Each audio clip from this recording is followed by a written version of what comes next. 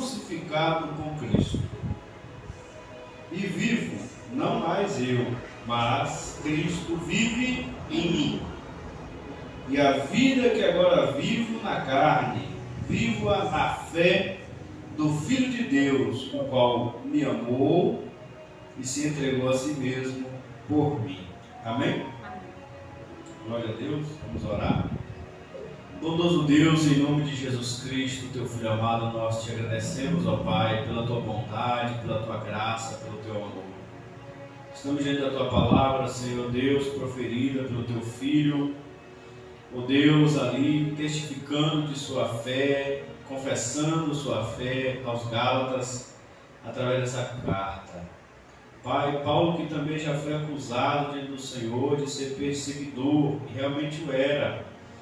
Mas o Senhor disse, ó Deus, a Ananias que ele era um vaso de honra para ser usado em tuas mãos. Senhor, o Senhor transformou ele, o Senhor regenerou ele, e o Senhor fez, meu Deus, pela tua graça, ele escreveu o que acabamos de ler, Pai amado, que agora que ele naquele momento vivia, Senhor, não mais vivia para si mesmo, mas para o Senhor Jesus Cristo, na fé do Senhor Jesus Cristo, que o amou, que se entregou por ele. Ele confessa, ó Deus, não mais vivo eu, mas Cristo vive em mim.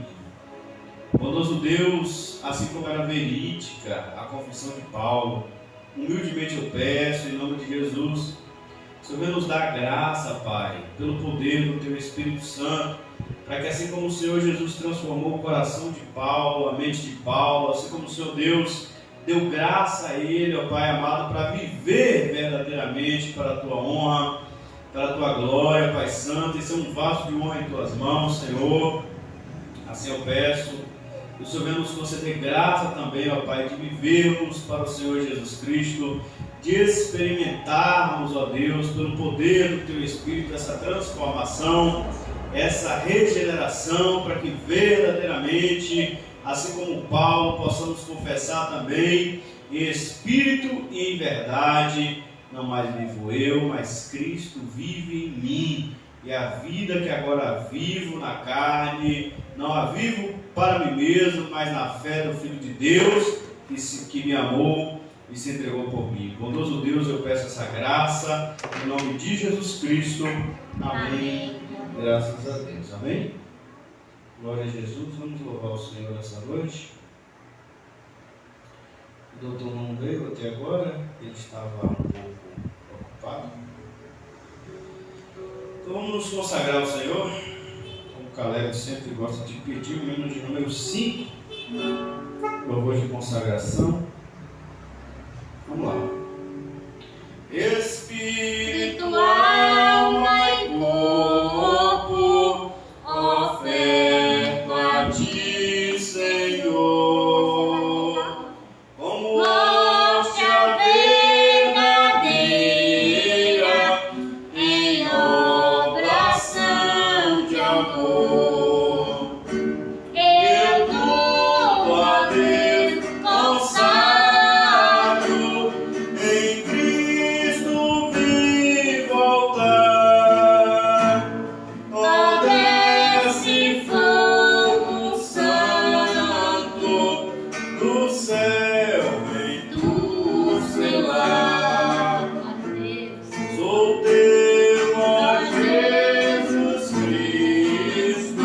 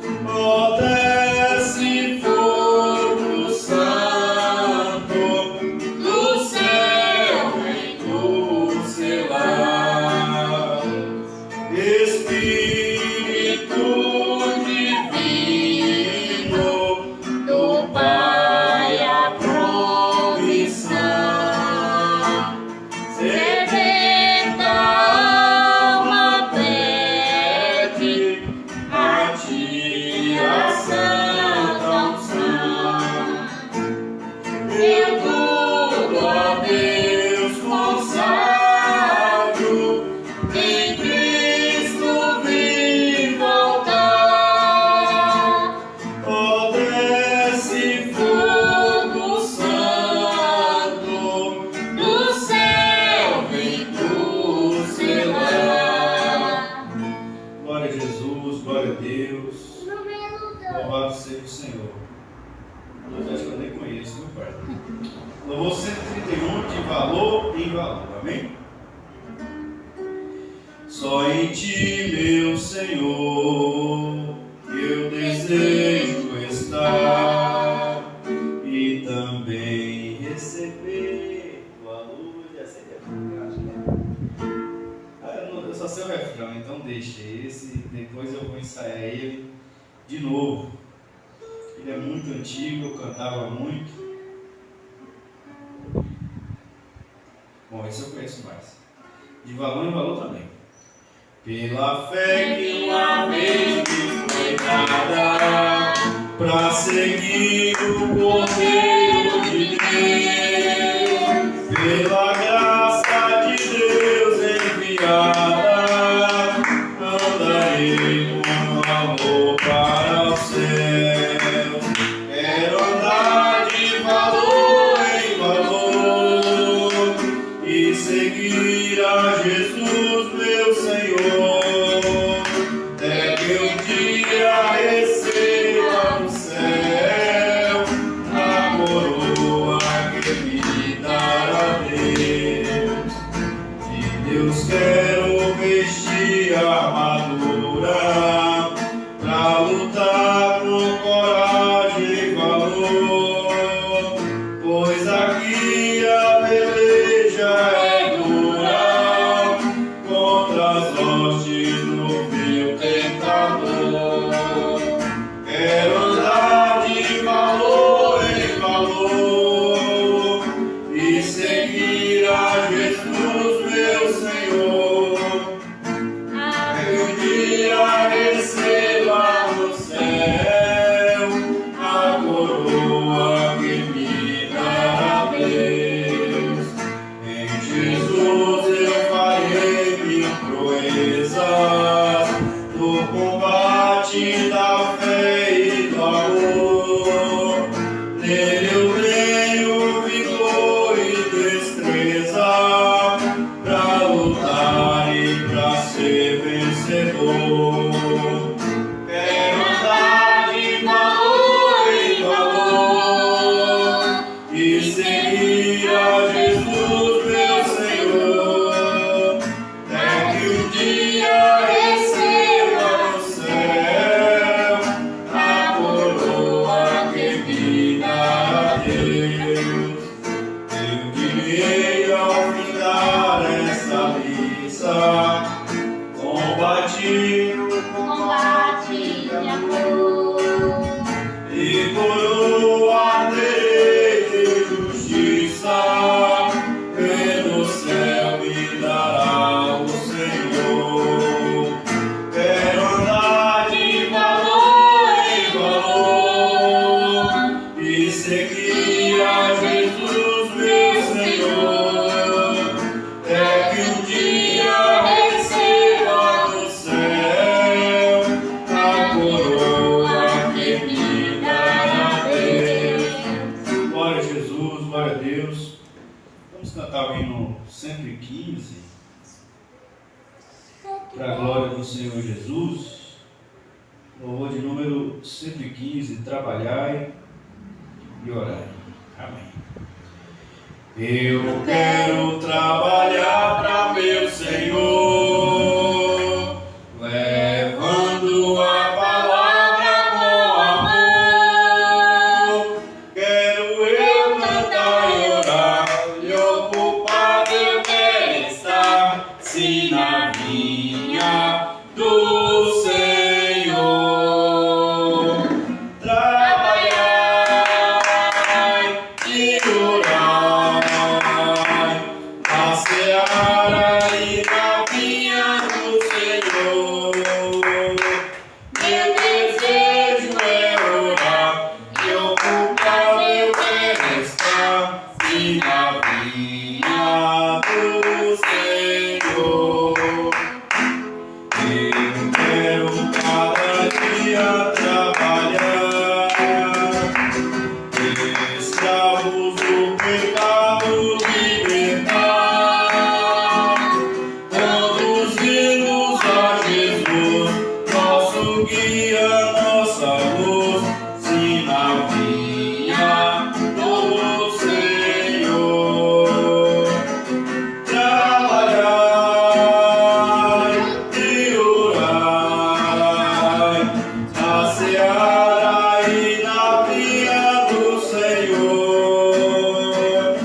Meu desejo é orar e ocupado eu quero estar, sim, na vinha do Senhor.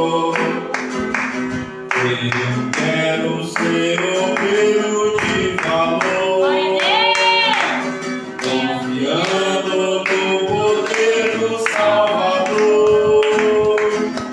Se quiseres trabalhar, acharás também lugar, sim, na vinha do Senhor. Trabalhai e orai na seara e na vinha do Senhor. Meu desejo é orar e ocupado eu quero estar, sim, na vinha do Senhor. Glória a Deus, aleluia. Amém. Fique de pé nesse momento. Vamos agradecer a Deus por cada pessoa que Ele tem usado para colaborar, para contribuir com essa obra. Em nome de Jesus. Pai, Senhor nosso Deus e nosso Pai. Em nome de Jesus, ó Pai, que nós te agradecemos, porque até aqui nos ajudou o Senhor, ó Pai. Bendito és tu és glorioso e maravilhoso. Graças damos a Ti, Senhor, por cada pessoa, Pai, que o Senhor tem usado para colaborar, para contribuir, ó Deus, com esta obra. Para Deus amado, abençoar. Deus, em nome de Jesus, eu peço que o Senhor abençoe, meu Deus, os que abençoarem esta obra. Pai Santo, eu peço em nome de Jesus Cristo, teu Filho amado, em quem, Senhor, repousa toda a bênção, Pai querido. Que o Senhor Deus seja amigo, ó Pai amado, dos amigos desta obra, porque esta obra não é minha, é do Senhor Jesus Cristo. Tu és, Senhor Jesus Cristo, nosso cabeça, meu Deus eterno. Em nome de Jesus, eu peço que eu queira recompensar, meu Deus, a cada um, conforme a obra de suas mãos, ó Deus, para a tua honra, para a tua glória, para teu louvor, eu peço, em nome de Jesus Cristo. Amém. Glória a Jesus. Vamos receber o professor Mateus nesse momento com a palavra de Deus, em nome de Jesus. Glória a Deus, aleluia. Saúde os irmãos com a paz do Senhor.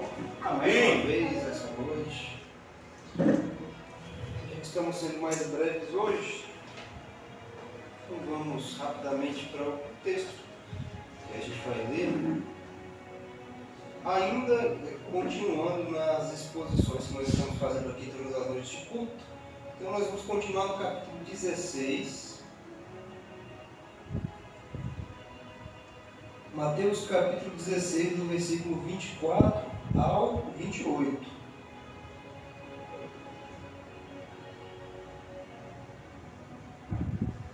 Mateus capítulo 16, versículos 24 a 28. Continuação das exposições que estão sendo feitas aqui. Glória a Jesus. No Evangelho de Mateus, exposições em série. Quando nós terminarmos, nós vamos para os demais evangelhos, assim sucessivamente. Diz o seguinte, versículo 24 do capítulo 16. Então disse Jesus aos seus discípulos: se alguém quiser vir após mim, renuncie-se a si sozinho. Não é isso. Até porque o próprio Jesus, como um bom sofredor, entende a dor e o sofrimento como algo que realmente arranca choro, traz descontentamento. Ele não está ensinando que a gente deve abraçar a dor como se ela fosse realmente boa, mas entender que a dor fará parte de uma coisa que no final será boa, que é a salvação da alma, que inclusive ele vai tratar disso aqui a respeito da salvação, da perdição da alma mais à frente. Então tomar a cruz requer sim sacrifícios, e esses sacrifícios serão dolorosos, acarretarão sofrimentos. O caminho do discipulado, de ser discípulo de Cristo às vezes é solitário, às vezes pode ser algo muito intimidador, como ele mesmo já fez questão de colocar em outros momentos aqui desse mesmo evangelho que nós estamos acompanhando, vai atrair o ódio das pessoas contra nós, se nós formos discípulos, vamos dizer, discípulo direito, se nós estamos seguindo Jesus direito, isso é regra. O crente, não é que ele tem que ser odiado, mas ele vai. Necessariamente vai acontecer. Que o próprio Jesus vai dizer, bem-aventurados sois vós, lá no Sermão da Montanha, quando vos perseguirem e mentindo disserem todo mal contra vós. Já no outro sermão dele, que a gente vai acompanhar no versículo 24, ele vai dizer, e vos perseguirão e matar-vos-ão por causa de mim. Então, parte desses sofrimentos, desse tomar a cruz aí, envolve justamente isso, o ódio do mundo contra o crente. É porque o crente tem um espírito que o mundo não recebeu, que são completamente opostos, antagônicos, né? Não tem nada a ver com o outro. O caminho com Jesus Cristo envolve também conflitos, inclusive com pessoas muito próximas, como a própria família, né? Algo muito doloroso. Tem que abrir mão de um convívio familiar, porque isso às vezes acontece. A pessoa passa a seguir Jesus Cristo, a família não gosta e passa a ser desprezada às vezes dentro da própria casa. Esses são alguns dos exemplos, inclusive a própria morte, porque Jesus está falando da crucificação, envolve inclusive aqui é um símbolo de morte, às vezes morrer por causa dele. São todos os sofrimentos. Jesus está expondo tudo isso para todo mundo. Se alguém quiser me seguir, ele está dizendo, vocês vão ter que renunciar às vontades e aos desejos que vocês têm. Primeira coisa, vocês vão ter que padecer por minha causa e continuar me seguindo. E continuar seguindo até o final. Mas aí nós vamos ver os desdobramentos de até onde essa via crucis que Jesus está exemplificando aqui vai levar. Vejamos os versículos seguintes. Versículo 25, ele diz o seguinte, porque aquele que quiser salvar a sua vida, perdê-la-á. E quem perder a sua vida por amor de mim, achá-la-á. Ele está falando aqui de uma forma paradoxal, ele está falando aqui de um paradoxo, né? Ganhar a vida verdadeira, que é a vida eterna, a qual Jesus dá, e ele mesmo diz isso, e dores a vida eterna, está lá em João capítulo 10, exige perder a vida terrena no sentido de ego, ambições e autossuficiência. Mas no caso de Jesus também significa a própria vida mesmo. Pode significar morrer literalmente do corpo. Mas basicamente está falando dessas coisas. Morrer para achar a vida verdadeira, a vida eterna, significa isso. É abrir mão de ego e de ambições que nós temos para adquirir a vida eterna. Ele está dizendo das duas formas. Aquele que quiser achar a sua vida irá perdê-la. Ou seja, aquele que cuida dos negócios dessa vida, que apenas se preocupa com esse lado da eternidade, aquele que só se preocupa em granjear, em trabalhar para ter, em conseguir prestígio, fama, coisas que esse mundo tem a oferecer, vai perder essa vida. Essa vida será perdida e será perdida no ato da morte, quando a pessoa encerrar o seu ciclo aqui nesse mundo. E ele vai dizer que aquele que quiser achar a sua vida irá perdê-la, mas aquele que perdê-la por amor dele irá achá-la. Por mais que perca tudo isso que o mundo tem a oferecer, Jesus Cristo promete uma vida eterna. Né? Nós não sabemos exatamente o que faremos nessa outra vida, mas nós temos um pequeno vislumbre do que a própria Escritura vai nos mostrar o que significa essa vida. É uma vida infindável, é uma vida que não termina, uma vida num corpo regenerado, uma vida num corpo sem pecado, num corpo que não sucumbe a doença, que não sucumbe a acidentes, deformidades, deficiências, uma vida que agora não é mais separada de Deus, onde o ser humano agora terá plena comunhão total e próxima e um nível nunca experimentado antes com Deus, e num reino que é eterno e uma terra onde habita a justiça. Né? São coisas que todos nós desejamos. Até mesmo as pessoas que são más, naturalmente, desejam uma vida eterna onde elas não sofram, onde elas não vejam coisas ruins acontecerem e onde elas podem desfrutar de uma comunhão com o ser superior diretamente, sem mediações. Então isso é o que está proposto e mais coisas, né? Acreditamos que descobriremos lá na eternidade.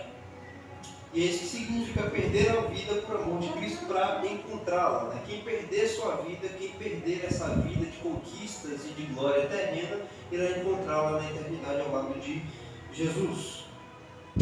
Nós vamos para o verso de número 26, que diz: pois que proveita ao homem ganhar o mundo inteiro, se perder a sua alma? Ou que dará ao homem em recompensa da sua alma? Reforça a futilidade da busca por bens terrenos se ela tiver como resultado a perdição eterna.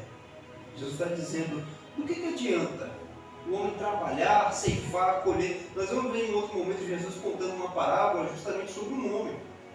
Ele faz isso. Ele derruba os celeiros dele para construir celeiros maiores, para poder caber tudo aquilo que ele granjeava, tudo aquilo que ele conseguia ganhar com os seus investimentos. Os celeiros dele ficaram pequenos, de tão abarrotados que estavam com as suas riquezas e bens. Ele construiu maiores, derrubou para construir maiores, de tanto que aquele homem conquistava.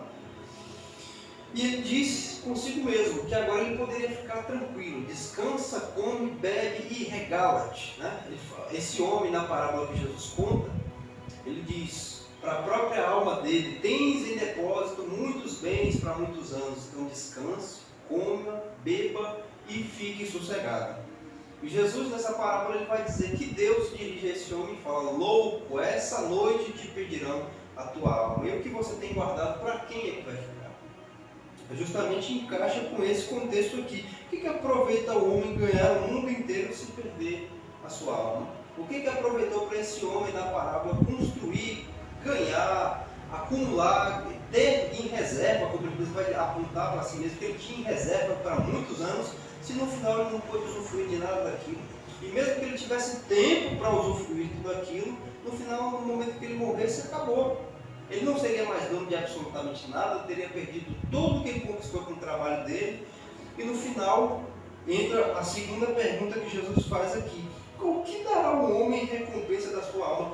Quando o homem chega diante de Deus no tribunal, no juízo, como está escrito lá em Hebreus 9, 27, que o homem morre uma vez e depois segue a juízo, o que ele vai dar como uma forma de recompensar, ou como uma forma de pagar a Deus a sua própria alma? Como é que ele vai comprar a própria alma dele? O que ele tem para oferecer?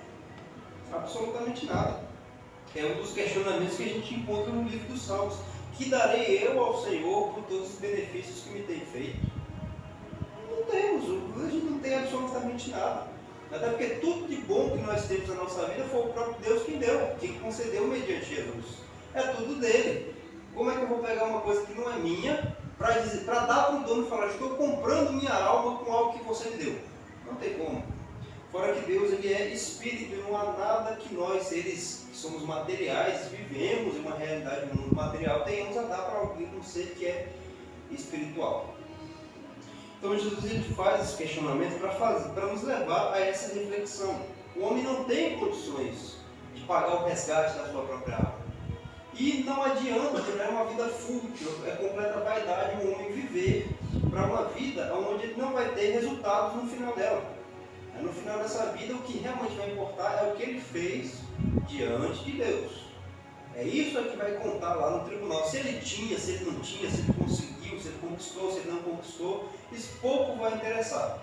Desde que ele tenha vivido com Deus, desde que ele tenha vivido essa vida que Jesus está propondo aqui, que é uma vida sofrida, uma vida solitária, uma vida que pode envolver rejeições, inclusive a perda da própria vida aqui nesse mundo. E continuando o texto, versículo 27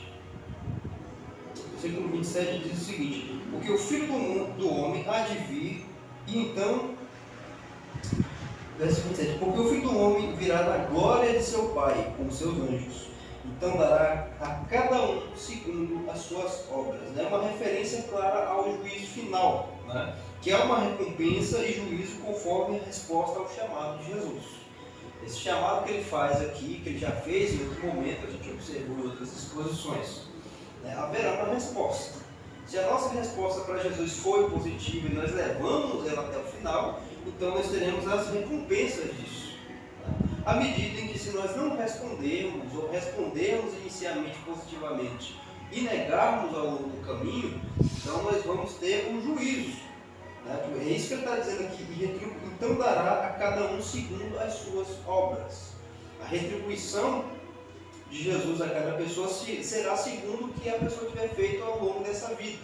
Se ela escolheu esse caminho que Jesus propôs, que nós vimos aqui no versículo 24, então ela irá com ele, irá com Jesus para a eternidade. Mas se ela decidir viver dessa forma, esquecendo-se da sua própria eternidade, vivendo somente para aqui, a recompensa será o juízo. Será o juízo. Nós vemos também que Jesus é aquele.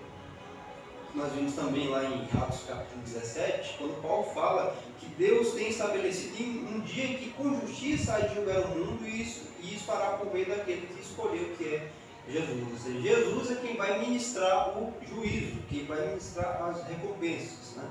À medida em que Ele é o nosso advogado, em que Ele nos defende, em que Ele é o nosso intercessor, é Ele também o juiz que vai aplicar a sentença e que também aplica a execução do juízo. É o que nós aprendemos lá em Apocalipse, que Ele é os pés do cordeiro que pisam no lagar da ira de Deus. Ele é tanto o juiz, Ele é nosso advogado, como o juiz e inclusive o executor da sentença, tanto da recompensa quanto do juízo. E finalizando a leitura, versículo de número 28. Em verdade vos digo que há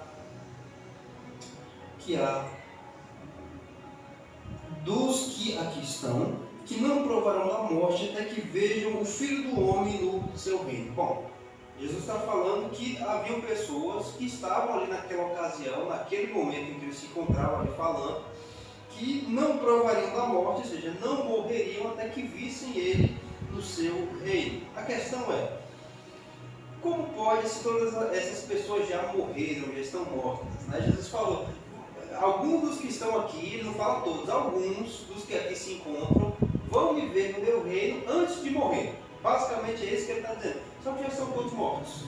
E Jesus ainda não voltou. E na ocasião em que ele voltar, haverá a ressurreição. Ou seja, as pessoas já terão morrido.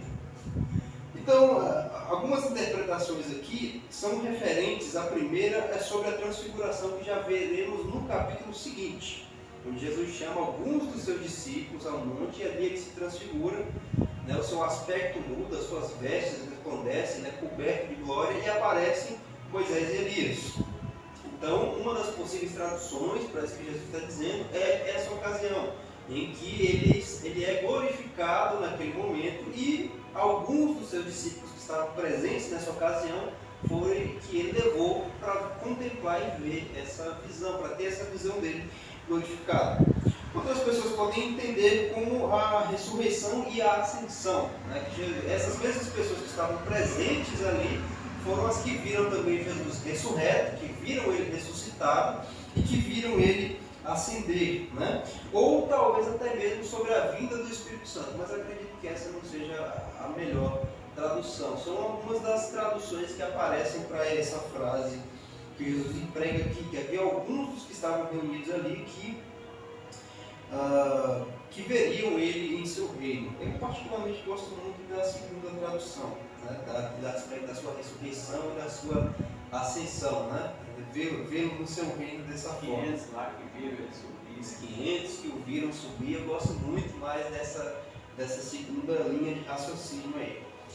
Bom, alguns aspectos que a gente aprende com essa leitura são o custo do discipulado, que vai envolver a negação do próprio ego, que vai envolver a compreensão do que significa seguir Jesus, que não é uma estrada bonitinha e toda enfeitadinha, mas às vezes é algo muito sofrido e muito doloroso.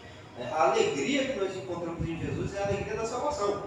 Não é a alegria nas coisas, não é a alegria nas pessoas, não é a alegria no nosso viver diário. Nós até podemos ter esses momentos de felicidade com bênçãos que o próprio Deus nos concede, mas o crente, enquanto vive aqui nesse mundo, ele vai padecer mesmo.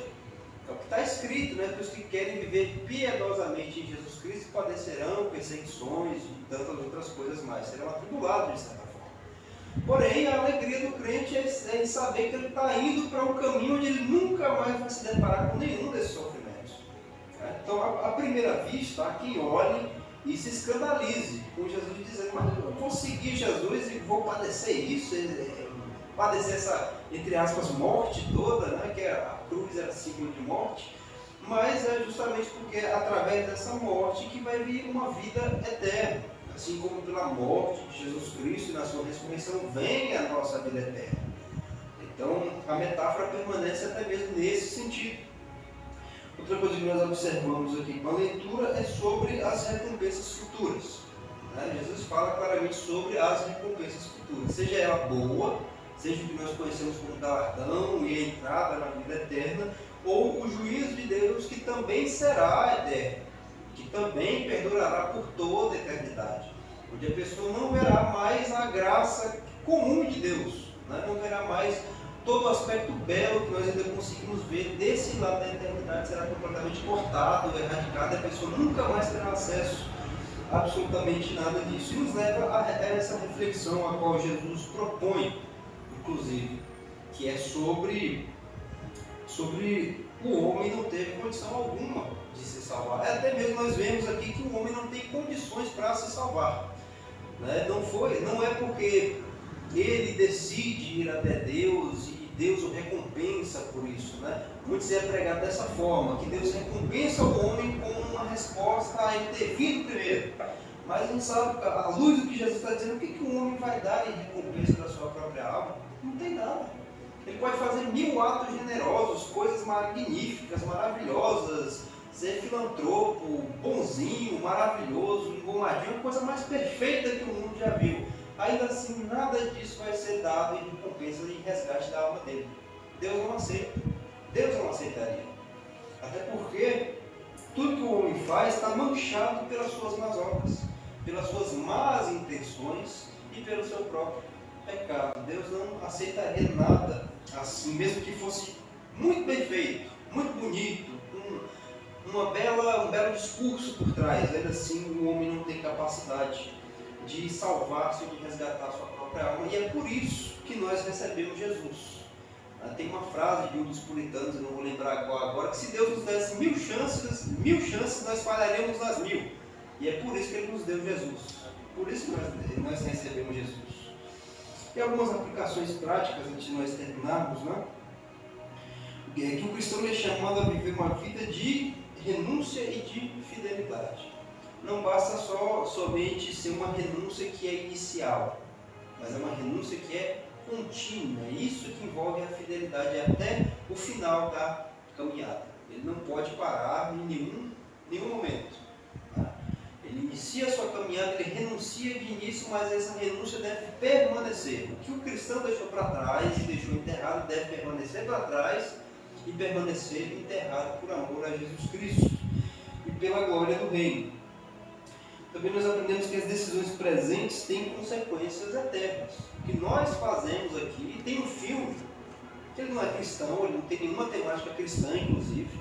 É um filme que é muito famoso, que é chamado Gladiador, que acho que saiu no ano 2000, onde o protagonista do filme, o general Máximo, logo no início do filme, ele vira para os seus soldados e ele fala que o que nós fazemos, o que fazemos ecoa na eternidade. Ele fala essa frase. Não é uma frase bíblica, não é um filme cristão, mas é verdade. O que nós fazemos deste lado da eternidade ecoa lá do outro lado da eternidade. O que fazemos aqui vai ter consequências lá. O que nós plantamos aqui, a semeadura neste mundo, a colheita será realizada lá na eternidade. E como o próprio nome já sugere, é eternidade, é uma colheita perpétua, para sempre, que não findará. Isso deve podar e mudar as nossas escolhas, e principalmente a nossa decisão. Se nós vamos realmente continuar seguindo com Jesus até o final, ou se nós vamos parar a nossa caminhada, porque muitas vezes a gente fica muito em cima do muro. Pode acontecer muito o cristão ele se distrair com coisas do mundo durante o momento, e é importante que ele siga firme com a decisão que ele tomou, que é de seguir Jesus Cristo até o final. E, mais uma vez, seguir a Jesus envolve sofrimento, mas com promessa de recompensas. Jesus está sempre sendo muito transparente quando nós lemos aqui. Ele sempre faz questão de mostrar para os outros o que significa segui-lo. E ele não esconde isso de ninguém. Me seguir significa isso daqui. Você tem certeza? Você tem disposição para seguir? Porque significa essa via aqui, essa via dolorosa. Envolve sofrimento, envolve lutas. Obviamente a gente não vai virar um bando de louco masoquista que abraça o sofrimento e louva o sofrimento como se ele fosse uma coisa maravilhosa. E não. Mas o que está por trás desse sofrimento, sim, é algo bom. É o que nós aprendemos, inclusive, com a carta aos Romanos, né? Todas as coisas contribuem para o bem dos que amam a Deus. O nosso sofrimento que nos acomete, nos faz mal e mexe conosco de certa forma, vai ter algo bom por trás que muitas vezes a gente não vai enxergar, e no final teremos a recompensa mesmo, o findar desse todo esse sofrimento. Jesus promete quando ele diz que enxugará dos olhos toda a lágrima, ali uma forma de dizer que ele vai findar todo o nosso sofrimento. Será um consolo que é eterno, um consolo que será perpétuo. Então, tudo isso aqui é sobre olhando para tudo isso que nós lemos, é só olhando para a pessoa de Jesus. Jesus é aquele que nos chama para segui-lo, é Ele que nos fala o que nós devemos fazer para segui-lo, é Ele que nos mantém firmes nessa caminhada para seguirmos até o final, é Ele que nos recompensará no final dessa caminhada, é Ele que nos alerta sobre o risco de nós andarmos preocupados só com os cuidados dessa vida, e é Ele mesmo que estará conduzindo esse caminho até o final, quando Ele diz: vem e siga, vem e siga. Amém? Vamos orar nessa noite em agradecimento a essa palavra.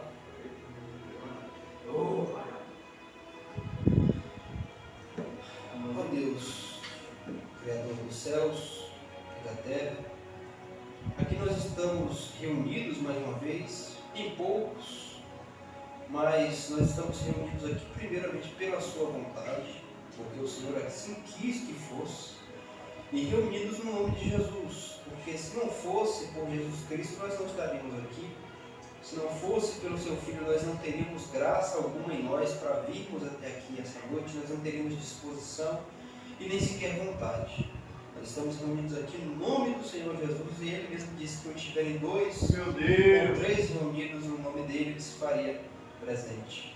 E de primeiro momento nós já agradecemos pela presença dEle, por nós não estarmos aqui sozinhos, mas temos a certeza e a convicção de que Ele se encontra aqui conosco. Nós pedimos que o Senhor, humildemente, por graça, por misericórdia e por soberania, que o Senhor queira perdoar-nos pelas nossas falhas, pelo nosso mau caratismo, às vezes que nós não conseguimos nos conduzir dessa forma como Jesus nos orienta para ser filho. E por isso mesmo nós pedimos humildemente que a força do seu amado Filho Jesus em nós, para nós mantermos esse caminho. Ele disse que envolveria sofrimentos, envolveria dores, renúncias, coisas que para nós podem ser muito custosas realmente, coisas que nós muitas vezes amamos até. Mas ainda assim há algo muito maior que nos foi proposto por Ele mesmo, e que no final é Ele mesmo, essa grande recompensa que nós tanto almejamos conseguir no final dessa caminhada. Como Ele mesmo disse: dar-te-ei a estrela da manhã. Ó Deus, nos mantém firmes, porque muitas das vezes são as distrações. E quando eu digo nós, não somente nós que estamos aqui reunidos, mas todo o seu corpo ao redor do mundo, toda a sua igreja reunida, toda a sua igreja invisível, toda a sua igreja onde habita o seu Espírito. Que o Senhor abra os nossos olhos e o nosso entendimento, para que não andemos cuidadosos somente nessa vida, mas entendendo que tudo que fazemos aqui vai ecoar na eternidade, teremos as nossas recompensas aí. Nós pedimos que o Senhor Jesus Cristo seja o nosso guia até o final, como o bom pastor que guia as suas ovelhas até o seu aprisco. Que o Senhor nos guie até o final dessa caminhada, para nós não nos perdermos, porque somente à luz do Senhor Jesus é que nós encontraremos os pastos verdejantes. E assim nós agradecemos por essa reunião, agradecemos pelas oportunidades que o Senhor nos deu, em nome de Jesus. Amém. E assim